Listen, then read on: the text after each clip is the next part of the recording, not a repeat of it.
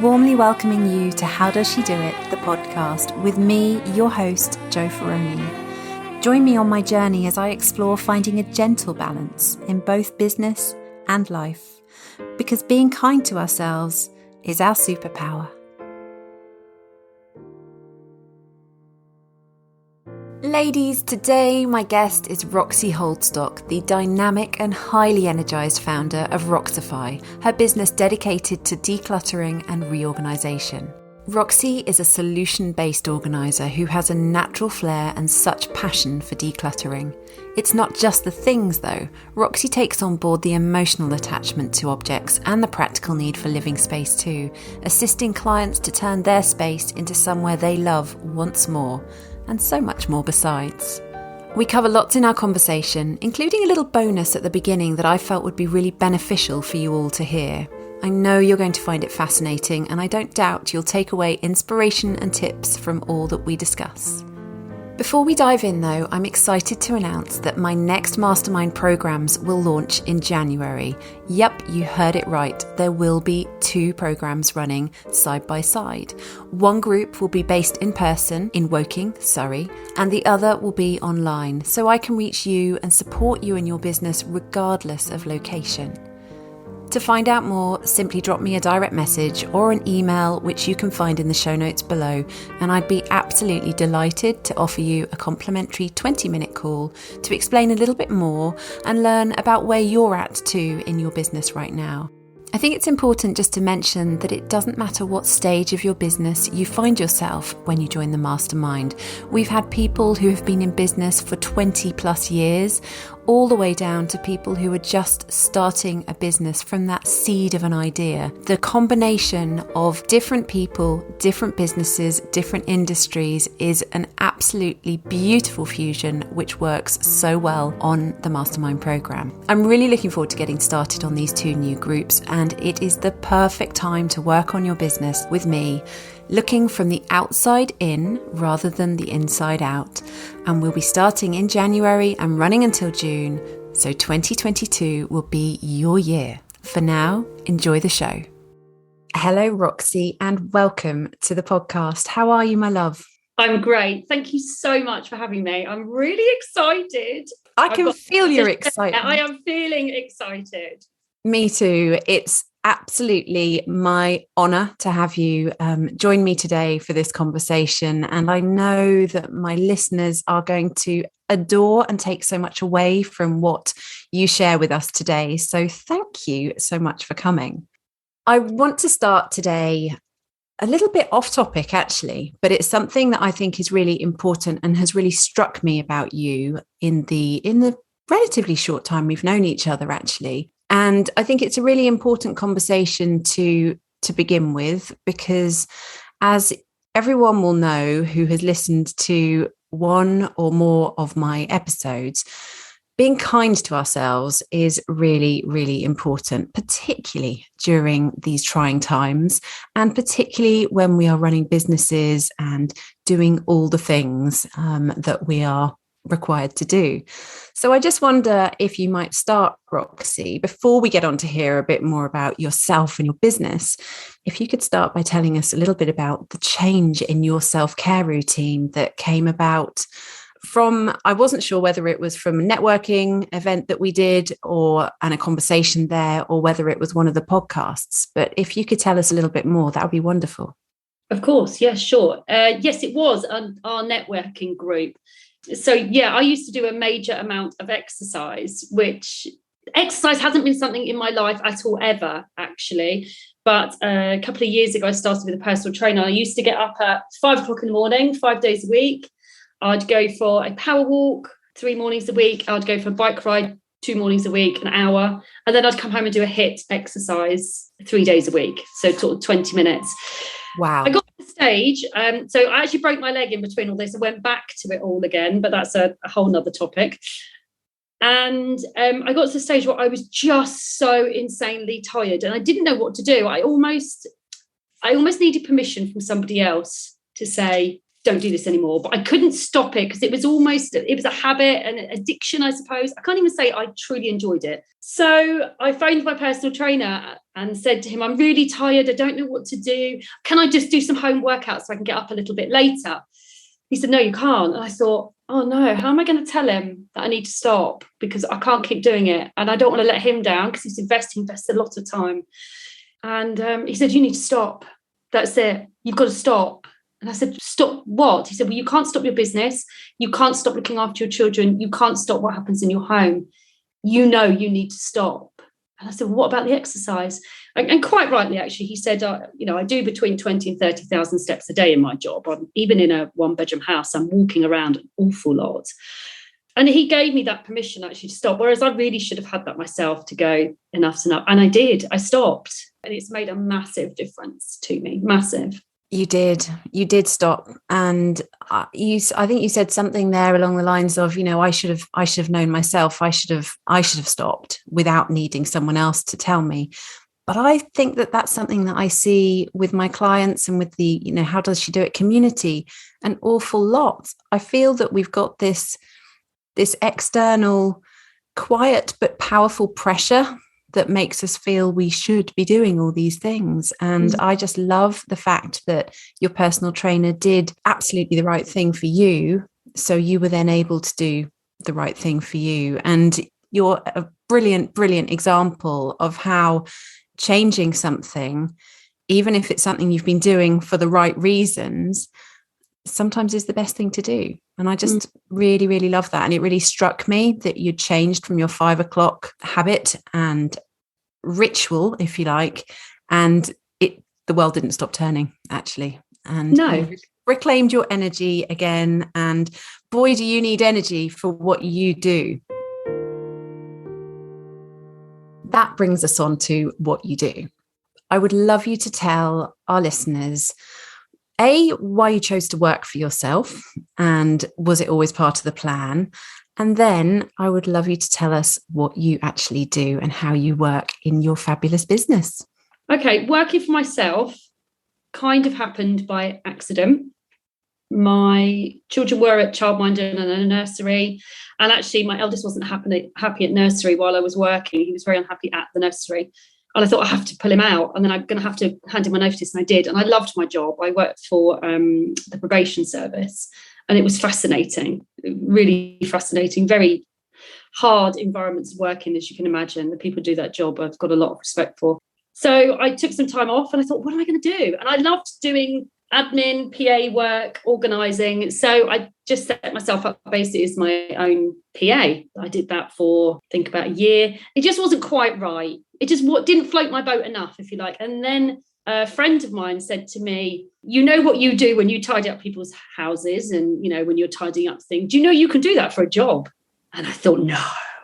This was before kind of Home Edit had come on to Netflix, before Stacey Solomon and Nick Knowles' programmes. I thought, really? And she sent me a link actually to Marie Kondo, but I didn't go for that one. I actually did a diploma. There is a diploma in decluttering. Awesome. And I know, I was like, I cannot believe I could do this for a job. It's what I've always done, but I didn't know it was a career. So I changed my business. I changed my insurance. I got trained, and I've done a few other courses. And that was actually, I just realised on my Facebook page, it was literally a year ago that I changed my business, which was, as you know, during the pandemic as well. And I broke my leg as well.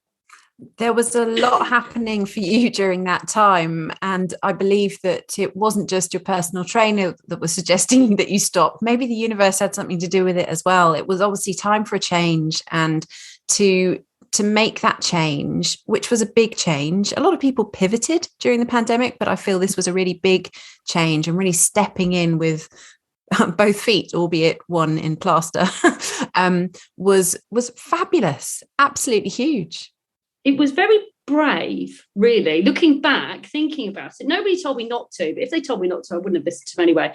I was very fortunate to have lots of close friends that run their own businesses that could give me advice.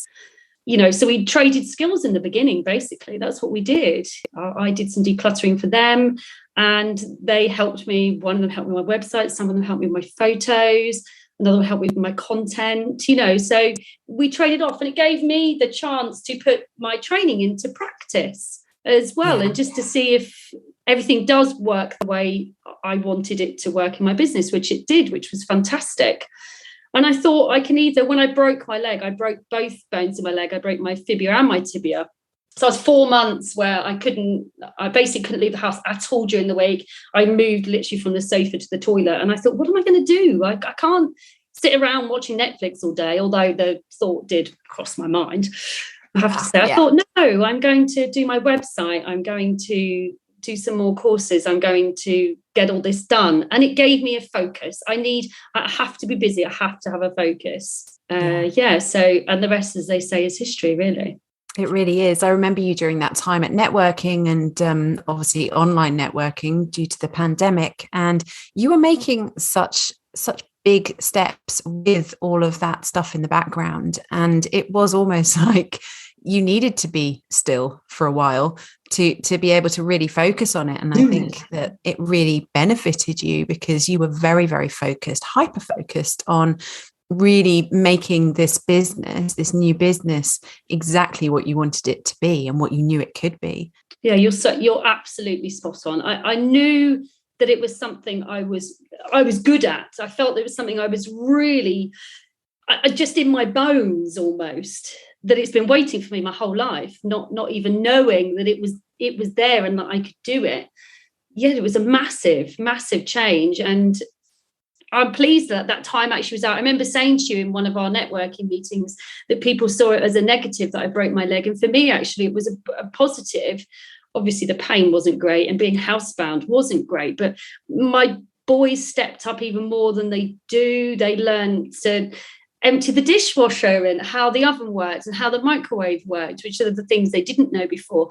Everybody had to step up. And I was very fortunate to have lots of friends that dropped off parcels and flowers and chocolates, and my mother-in-law did the cooking. So I was very lucky to have that support, but also I took that time to make the change. And I wouldn't have done it if I hadn't have broken my leg. I think I would have been on a different path. So actually, I'm very grateful that happened.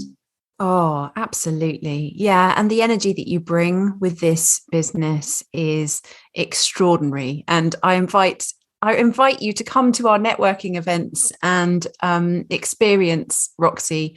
She really is a force to be reckoned with. And the energy and the pure delight that comes from your business just shines through, which is a really wonderful energy to have in the online virtual space of our networking events. So thank you. I look forward to doing it in real life very soon. That will be fun. Wait, I'm going to hug so many people. If I'm allowed to hug people, I'm going to be. We'll all keep messaging each other going, we can't wait to see each other.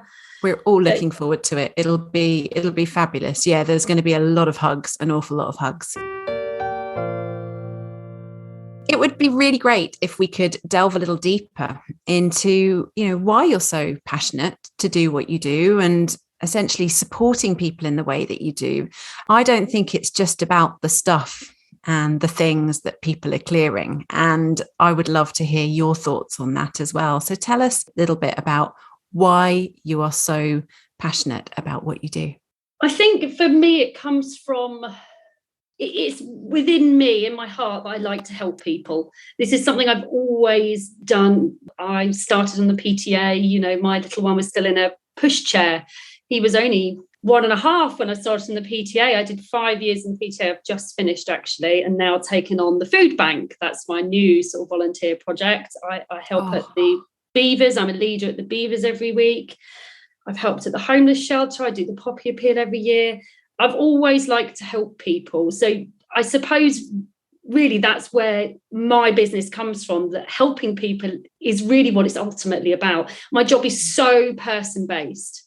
It's not just about the stuff. For some people, few people, it is literally just about the stuff. But for most of my clients, it's really not. It's about that connection between us and me helping them on the road. People have said to me, it's almost like a therapy session. I'm obviously not a trained therapist. But just the ability for people to be able to express maybe why they've still got these things, yet why those things are cluttering their life, whether that's physically or, taking up that mental space as well. I should imagine there is a lot of talking that goes on during your sessions. There's tears, there's hugs, there's lots of tea, normally very much lots of tea. And it varies in degrees, I suppose, from some people to other people. I've got some clients that are disabled, that have very long-term health issues and actually physically can't do anything. So I suppose I feel that I'm filling a bit of everything. It varies from one client to another what I do for them and what they want to do together, if that makes sense. So every client I go to is very different, and the method I use is generally the same, but it has to be tailored for each client depending on where they are at.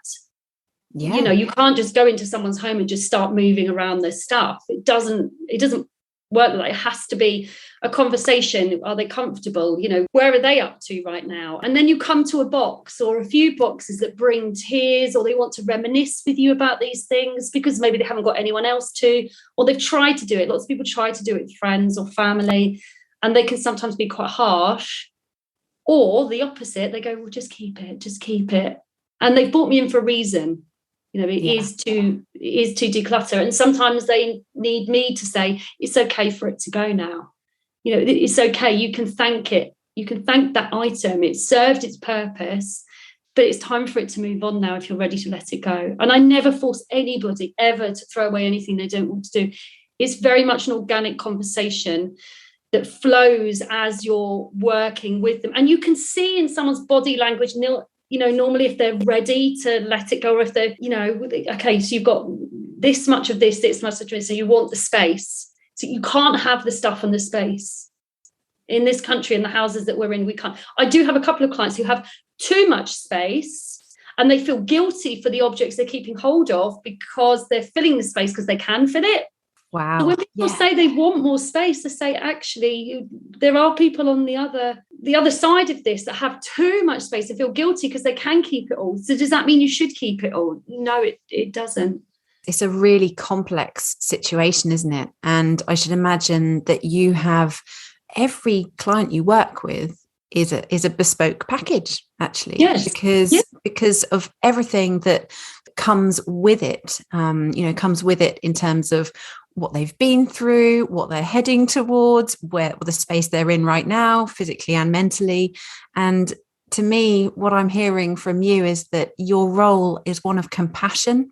And I also noticed that you talked about giving a little bit of permission there. Sometimes they just need you to say, maybe it's time to let go of this now, which really is the role that your personal trainer played for you. Yes, you're right. Yeah, you're absolutely right. People feel they have to hang on to things that are gifted to them, given to them, been passed down to them. And you don't. You shouldn't have to feel that way about something.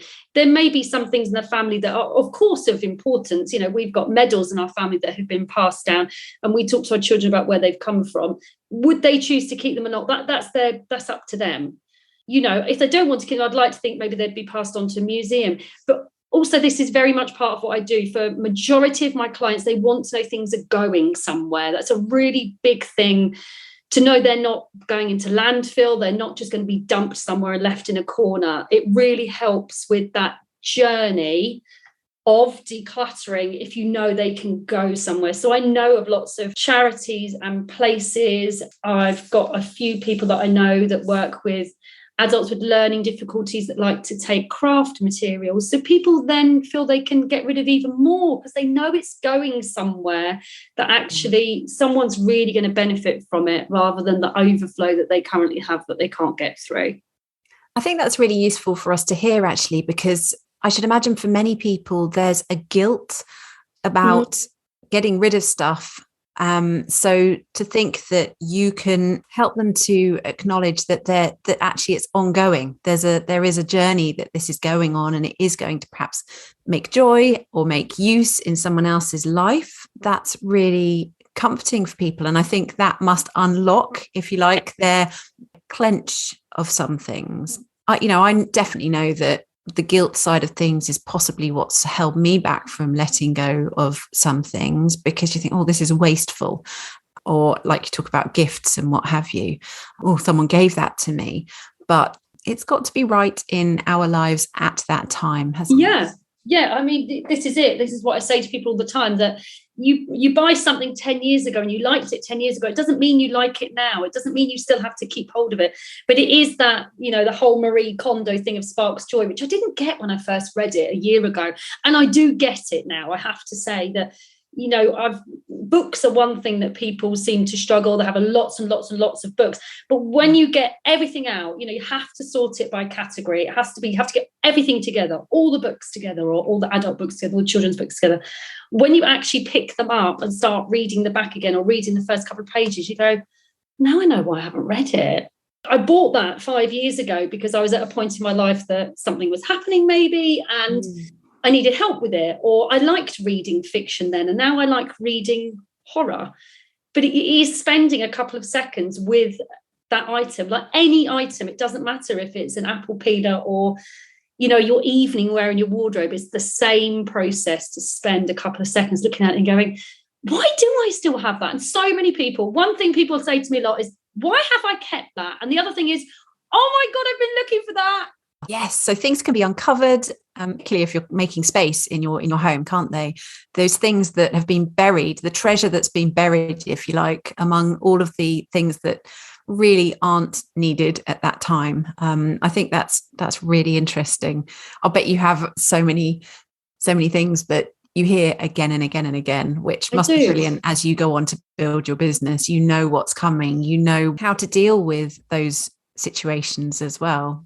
It's really exciting, actually, to when people do come across things they're looking for, because it's something very small, or something wouldn't be significant to somebody else, but it is to them. So it's really exciting when that happens. And it's also that, one of the biggest thrills is when you're finished or halfway through a project and they can see the wood for the trees, and they feel this relief, Yeah. I didn't know actually that I needed that stuff gone, and now it's gone and out of my house. I feel so free. Someone said the other day, it's cleansing. This has been cleansing for my soul. Yeah, it's massive. Big, isn't it? It's really, I suppose, I love helping people. I love the final outcome. I love how it makes them feel as a person and how it improves their mental health. But I suppose, yes, I don't often think of the really bigger picture of how freeing it is for them, because I do it all the time. This is my job and I absolutely love it. And normally, as you can imagine, people don't love it. Which is why they bring someone like you with the energy that you bring and the experience that you bring as well to be there with them, to stand in their space with them and to really, really guide them. I love that. Motivate. It's about motivation and accountability. If you're paying me to be there, you're going to be productive. You're going to give that time. And the motivation, people have said, is huge with me there going, okay, right, we've got, we're at half time. Let's have a quick break. Let's have something to eat. And then we're going to go back to it. We're going to tackle this. Are you okay with that? We've got an hour left. It's almost like someone doing a marathon and I'm running alongside them. But come on, we've got an hour left. Let's see what we can do in an hour. Do you want to tackle this? Are you okay for that? Absolutely. Oh yeah, it's a gift. I think it is a gift to ourselves actually to book a session with you, because as grown-ups, as we apparently are these days, I still think of myself as much younger than I am, but as adults, it's not the same as when we're children and we've got someone perhaps there for us, supporting us, encouraging us, guiding us. Well, how wonderful that as adults we can have that as well, because we don't have it all sorted. We don't necessarily have the ability to be really, really on it with our spaces. And I actually think about people like myself who work from home. We're in our home space a lot of the time, so we don't necessarily see the wood for the trees. So for someone like yourself to come in from the outside and see it with that kind of bird's eye helicopter view, it does give a very different impression to the person. So I think it's wonderful. Do you feel that people, when they book you, I think it probably takes quite a lot of guts for people to get to the point where they book you, actually, not because of you, but because of they're obviously opening themselves up to something. Do you wonder whether people feel a bit of a pressure that when you're coming, that they have to make the house kind of tidy and presentable before you start the process? You know, a bit like people talk about, they have a quick whip around before a cleaner arrives. I mean, I haven't got a cleaner, so I don't know, but you know, they almost start doing the job before the professional comes in because they feel a little bit, I don't know, exposed or judged. Do they do that with you? Yeah, or some people do. Some of my friends do. It always makes me laugh. And they go, oh, look, she's coming over. The pressure. The pressure. But then when they also get new things or get some box or something, they go, Roxy, look what I've got. You'll be so proud of me. I'm like, it's not all, I don't just walk around looking at people. I am really non-judgmental about why people are in the position they are, because it can be for so many different reasons. And to me, it doesn't actually matter to me. Why should it matter to me? You know, it could be from ill health. It could be that you're working a lot. People that aren't working are finding it hard to get the motivation, or it's just simply something you don't like doing. Yeah. So there's no embarrassment. And for me, there's no embarrassment of having me over. Some people do clean up, and they often say, because I do either do a video call before we meet, or I do a in-house visit, just so they can meet me and I can see their space and see that we're matched. Do it all totally free of charge, because I think it's very person based. You know, I've been very lucky that nobody's not taken me on, but if they didn't, I wouldn't be offended. It has to be the right fit. And people say, "Oh, I haven't tidied up." I'm like, "Well, no, you're not supposed to tidy up. That's the point. Don't hide it all in boxes, otherwise I'm not seeing what I'm going to be looking at." You know, Plus with them, when, you know, some people let me share their pictures, some people don't. Again, it's completely up to them. I would never force someone or feel that someone has to share their pictures. When they do, it just lets other clients or potential clients see what can be done in a set amount of time or what can be dealt with. So I'm always very appreciative of that. But it also, sometimes I take photos and I say, would you like a photo for yourself or a video for yourself, not to share? And they say, oh, yeah, that's a good idea. And they forget when we're at the end. They go, oh, my gosh, wow. I can absolutely imagine, because when you're in it, you know, you're keeping going, they're being led by you.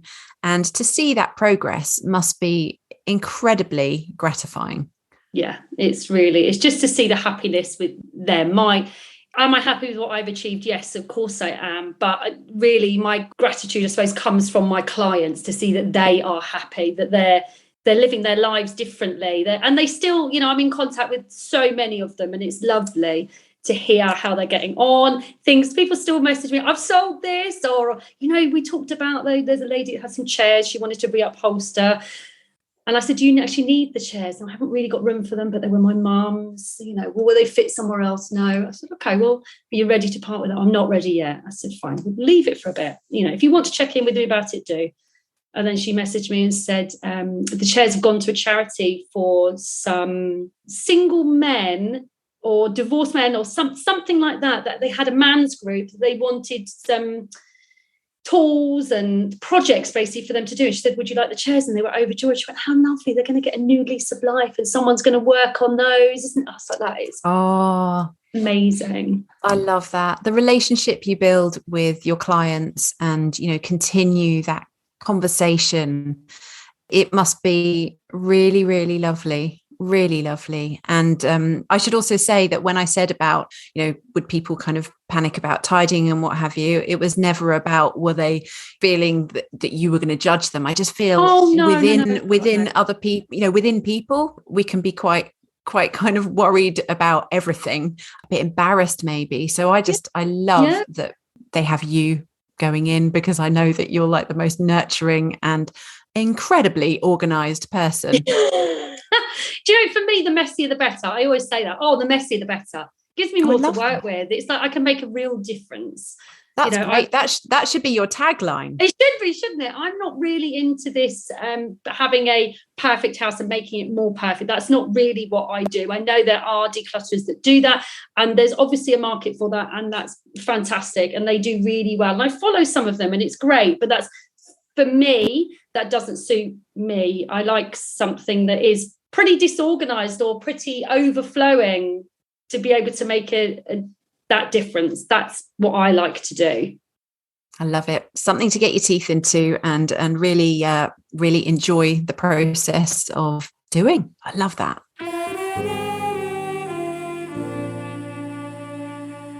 Now, it all sounds brilliant working your business. Is there anything that you find a little bit tricky working for yourself? You have to keep yourself motivated and energized, really. There's no one else to do that for you. I'm very fortunate that I am highly energized and bubbly and chatty. You know, I talk to anyone, everyone. I love meeting people. So it's hard when you have a new idea and you want to bounce it off somebody. I was quite fortunate. I did a hoarding awareness course with the National Hoarding Association. I'm sure that's what they're called. Must be about 6 months ago. I met other declutterers on there, and we've sort of teamed up in, you know, that we ask each other some questions, or when you see something pop up on their page, you're like, where did you get that from? Where did you, you know, it's a much like your networking, that we're supporting each other. That community. That community feel. And even though some of them are local to me, I have no interest in poaching their business. I'm sure they have no interest in poaching my business, because, again, it is very person-based. So it's not about that. But I found that has been really lovely to be able to bounce some ideas off some other declutterers. And it's the same, of course, when you have any issues or any problems. It can be really difficult that you sort of feel like, oh, maybe I didn't deal with that quite right, or that didn't sit well with me today, or that instant happened. Did I deal with that right? That can be really difficult to process yourself, I suppose. So yeah, I love that. And I think that loneliness, if we give it one title, is one of those things that so many of us do struggle with. And the ability to, whether it's a struggle you're going through, or whether it's just reflecting on a job you've done and you want to perhaps dissect it and just gain a little bit of insight from what you've done, to be able to share that with someone else who gets it, who knows, is, I think it really does the trick, actually. And I wonder if you can even limit this to one thing, but what is the absolute best thing you would say about working for yourself? Hand on heart, it's the reward of helping people for me. I know that's not necessarily working for myself. That's just, I suppose, well, it does all come down to me. It's not a company that say, you've done well, you've won this award or whatever. This is me. It's hugely personal. So when you know, and someone tells you how happy they are, how relieved they are, and, you know, when someone says it's cleansing for my soul and it's made a big difference to how I live my life, I think, gosh, I've helped them on that journey, and that for me is so hugely rewarding. That is really massive, isn't it? You know, you go to bed at night, and you can't beat that. You know, you've made such a difference, and that's all you have done that. I find that weird that I've done that. Do you? Yeah. I'm not. For me, it's a collaboration between us. I've helped them to do it, because if they weren't brave enough to call me, to get me in, to go through those steps, they wouldn't have the outcome. Very rarely I do it all on my own. It fills my cup. So maybe I'm being selfish, really, you know, filling my own cup. I don't think so. Yeah, filling your own cup. I feel it's almost like a fuel for you. And that's how you are so energized and active and bouncy and wanting to do more, because you are constantly replenishing.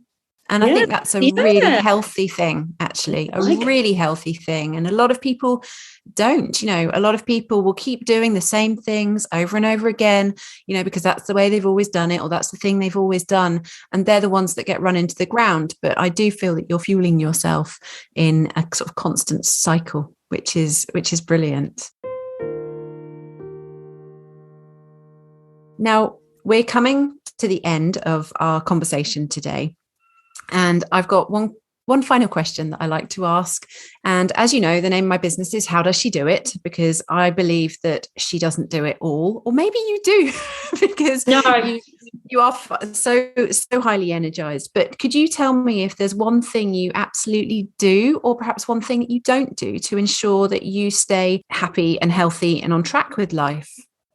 I know it's probably almost going back to my business by saying this, but I try as hard as possible to put everything away when I finish with it, which sounds probably really silly. No. But I am chocker busy, as so many people are chocker busy. And I find that if I don't put things away when I finish with them, everything starts building up. And my children are the same.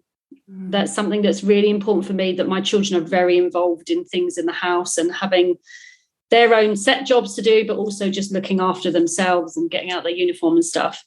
And I find that really helpful. Yeah, that's brilliant. And I think that it's one of those things that if your life is rooted in that, if that's just something that you do, it's habitual, there's no, oh, well, I'll put that sort of thing away after I've used it, but not that, that's not going to work. It's a clear message. It's a clear message to your brain. It's a clear message to your children. And therefore, I guess that's how you keep a happy house whilst also running a business and parenting, whilst you do all of your volunteering as well. I just think that you're an absolute joy to speak with and therefore to work with. And I can see why your clients have the results that they have because of the kindness, the empathy, the organisation that you bring, among other things, to their homes and to their lives. And I love that I've had a little bit of an insight into more of how you work and how you make it work as well today. Finally, before we close, I would love you to share where people can find you if they would like to look into more about how they can work with you and be inspired by you as well. So everything is on good old-fashioned Facebook, which is Roxify. My website is roxify.net. Lovely. And we'll pop both of those links down in the show notes as well for people to come back and refer to. Thank you so much for joining me today. It's been an absolute pleasure. There's so much I didn't ask, so you're going to have to come back again, I'm afraid. And we will cover all the rest. But for now, I know that my listeners will have been incredibly inspired. So thank you for coming. Good. Oh, you're so very welcome. Thank you very much for having me. Thank you so much for listening today. I really hope you enjoyed the episode. If you did, I'd love you to take a moment to share and subscribe too. Come and join me over at How Does She Do It Life on both Facebook and Instagram. And until we speak again, I wish you a wonderful week ahead.